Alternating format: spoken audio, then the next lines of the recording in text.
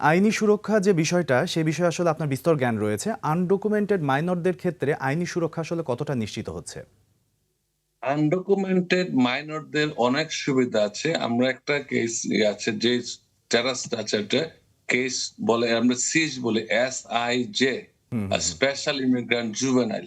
জি। যদি এই দেশে 18 বছরের নিচে বা 21 বছরের নিচে কেউ এই দেশে থাকে এবং তাকে যদি কোনো অ্যাবান্ডন করা হয়, তার ফ্যামিলি তাকে যদি অ্যাবান্ডন করে হুম, এবং হুম, হুম। থার্ড পারসন তার কোনো নিকট আত্মীয় বা এই দেশের কেউ স্থায়ী বাসিন্দা কেউ যদি তাকে যদি অ্যাডপ্ট বা গার্ডিয়ানশিপ নেয়, জি। তখন কিন্তু এই ছেলেটি বা মাইনর ছেলে-মেয়ে কিন্তু গ্রিন কার্ড পাইতে পারে এটার ভিত্তিতে। হুম, হুম। যেহেতু তার পিতা-মাতা তাকে অ্যাবান্ডন করেছে। আচ্ছা। কিন্তু অ্যাবান্ডন না করলে কিন্তু হবে না। অ্যাবান্ডন করলে সে কিন্তু গ্রিন কার্ড পাবে।